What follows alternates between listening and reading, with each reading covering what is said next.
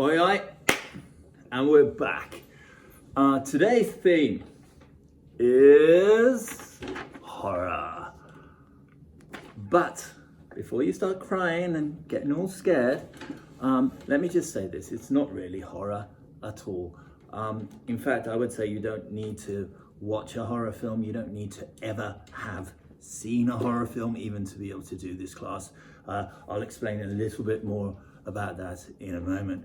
I kind of like horror films. Well, I like them less now than I used to. I've watched so many that it begins to become a bit boring. You kind of know what's going to happen. You expect the next sort of jump scare and everything like that. And so I don't enjoy them as much as I once did. Best horror film I've seen recently, which isn't really a horror film at all, maybe. It's got other issues. It's quite an interesting movie.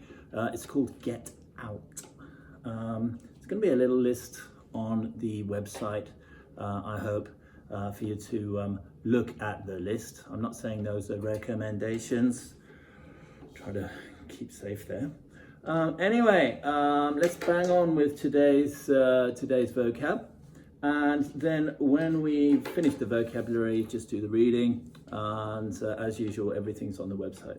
So, the vocab, first of all, today, first word is this word here. Conventional. Conventional. Convention kind of means normal, almost a tradition. And something which is conventional is something very general, something to be expected, something not surprising. It's very conventional, it's very normal. Then the next word we have probably is a new word for some of you, this word here. Trope. A trope. A trope is an event or something or a saying which is repeated quite a lot. So a trope, there you go. This will make a little bit more sense in a moment and when we do the reading. The next word we have is this word with it's called cliché. It comes from French, that's why it has this funny little accent here. Cliché. Now, a cliché is a trope which is repeated so many times that it just becomes boring. Okay, so if something's a cliché, it's repeated and repeated and repeated, and it's no longer interesting or no longer really has any meaning. And then final word here, we're talking about movies. So here we go. You know about actors, you know about players, you know about people who are in movies. Fancy word here. Protagonist. Okay, protagonist. If any of you do any of the writings, eventually, it would be nice for you to use the word protagonist in that writing. Expand your vocabulary a little bit. Anyway, let's go on upwards. Now, as I said, today we're talking really not just about horror films, we're talking about that word over there, cliché, okay? Because horror films, many of them sort of follow the same sort of patterns, and some of these patterns have become so familiar that they're now clichés. And so today's reading, we're looking at 5 horror film clichés. Clichés which are so obvious they're almost funny. Anyway, let's do the reading then. If you're ready, I hope you're sitting comfortably. Since almost the beginning of cinema, we have had scary films. Of all the genres that exist, horror is perhaps one of the most conventional. Many horror films rely on specific plot devices, also called tropes, to make their audience frightened. When a trope is used too much, it can become a cliché. But when used well, it can really make us jump out of our skin. Here are some of the most used and perhaps abused clichés in horror films. Number 1. No matter what kind of house it is, the basement is a scary place in horror films. That's usually where something is hiding or where the evil psychopath has hidden their tools. Basements are always dark and often damp.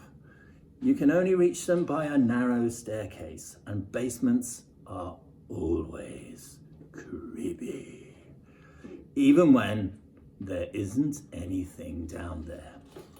Okay, trope number 1, the basement. Don't go down there. Number 2, in older horror films, the protagonists were in desperation. It was difficult or impossible for them to find help or call the police. Mobile phones have made that situation a bit less believable now. What's the solution to maintain suspense? No phone coverage. If you're a hero in a horror film, it's almost certain that at a key moment, just when you absolutely need to call for help, you will not have any coverage at all. Your phone battery will die just as you are making the call, or both. That's right. If you know that someone in a horror film says, oh, my phone's dead, they'll probably be following their phone. Number 3, horror films love uninhabited places. This could be an abandoned hospital, a scary empty house, or a ghost town. There's always something about lonely, empty places. What was it like when people lived there? Why did they leave? Maybe it's also that they are so quiet, which can be very scary too. Of course, abandoned places are also handy for horror film directors, in that it's more believable that you will have no phone coverage there either. See above, number 2. Yeah, there you go. That's another true one, yeah. Empty, abandoned places. I was watching a program the other day where they had a town, I think it was in the south of Japan, and there were everyone had left, or only old people left there, living there, and they'd filled it up with scarecrows. That was kind of spooky. Number 4. The hero has been driving for hours. It's nighttime, and of course, it's beginning to rain. Suddenly, he sees a person on the side of the road. Maybe the company will keep him awake. Of course. In horror films, giving anybody a ride is asking for trouble. The hero always does it, and it always ends badly. Number 5. This horror film cliché was especially popular with horror films of the late 20th century. Yeah, these are the ones I watched. It starts with a group of teenagers all enjoying themselves, and it ends with everyone dead except one girl, who's usually running around screaming madly for the last 20 minutes. At the beginning, the girl is usually innocent, shy, and not particularly strong. By the end, she has become the toughest and most resourceful person in the world. The last girl almost always wins in the end. There you go. That's today's reading. Another great reading from the British Council. Thank you very much for them. And today we've got a few exercises as usual, and then there's a little bit of writing at the bottom. Also, we're going to try and keep in touch via Zoom. So try to tune in to the next Zoom chat. Thank you very much indeed. Goodbye. Sweet dreams.